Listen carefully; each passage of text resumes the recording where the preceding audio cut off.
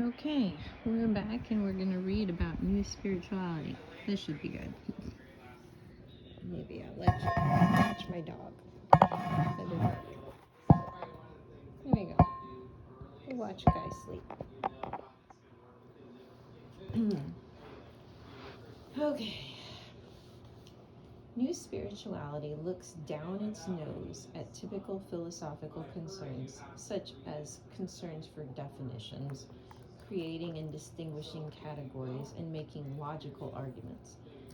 Distinctions between ideas like is or is not, true or false, good or evil, are mere human conceptions. Categories and distinctions and other philosophical matters do not describe the world as it actually is. In The Power of Myth, one of New Spirituality's most admired books, Joseph Campbell said, "The mystery of life is beyond all human conception. We always think in terms of opposites, but God, the ultimate, is beyond the pairs of opposites. That is all there is to it." Neil Donald Walsh, a popular author who made a fortune claiming to channel God's thoughts into his books, said, "All things are one thing.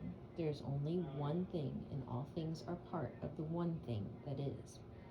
The term that we think best describes this view is spiritual monism. Both secularists and new spiritualists are monists. Remember, that means they believe that everything is made of one thing. However, while secularists limit reality to only physical matter, new spiritualists propose exactly the opposite. What is really real is the spiritual, not the physical. Obviously, by asserting that the essence of its subject matter is beyond human comprehension, new spirituality creates little space for itself in today's philosophy department, where comprehending, understanding, and reasoning are pretty much the whole point of philosophizing. About the only aspect of new spirituality of concern to philosophers is its roots in Eastern religions like Buddhism, Hinduism, and Confucianism, traditions through which more than 2 billion people in the world today think about reality. Still, there are a handful of new spiritualist thinkers who take philosophy seriously. One of these is Ken Wilber, whose book, A Brief History of Everything, tackles many common philosophical problems from a new spiritualist viewpoint.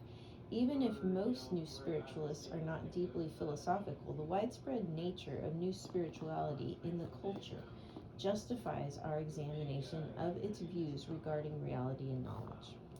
Metaphysics. From the perspective of new spirituality, what is real?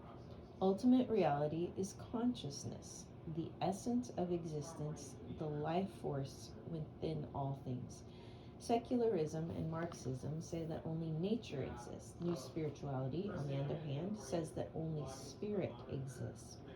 Robert Mueller suggests this when he says, "O God, I know that I come from you, that I am part of you, that I will return to you, and that there will be no end to my rebirth in the eternal stream of your splendid creation."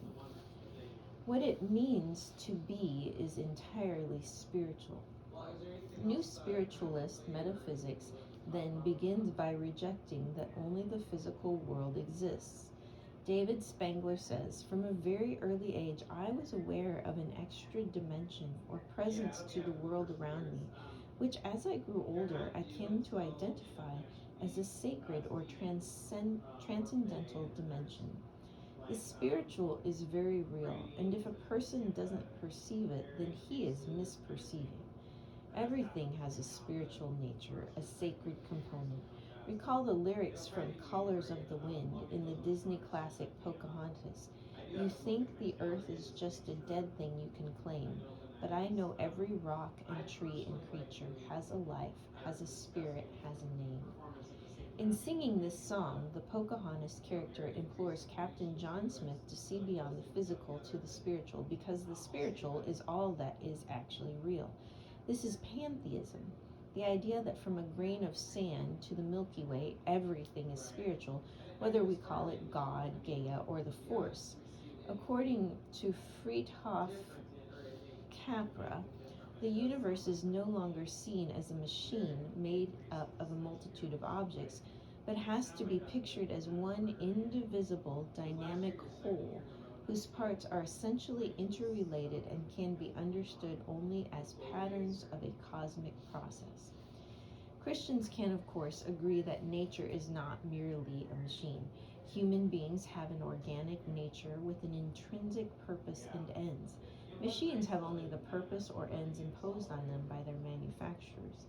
New spiritualists, though, tend to think that all reality is immaterial, monism, one thing, meaning just the spiritual, whereas Christians view it as both material and immaterial, or dualism.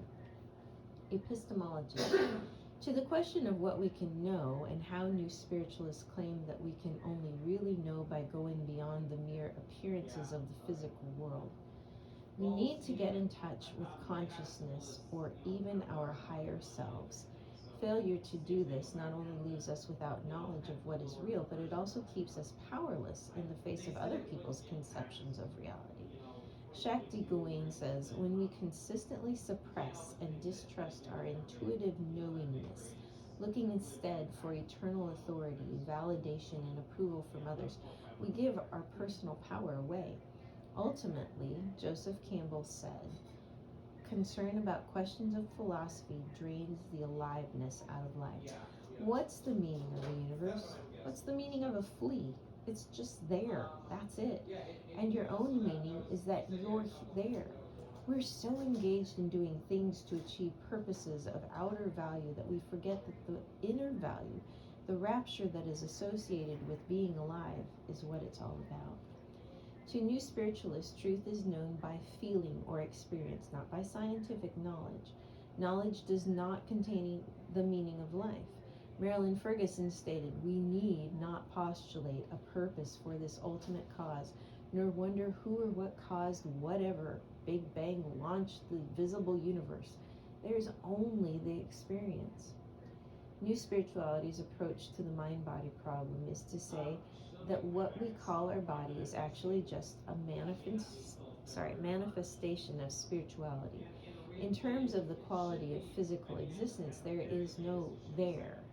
In the words of the Dalai Lama, emptiness is a quality of all phenomena.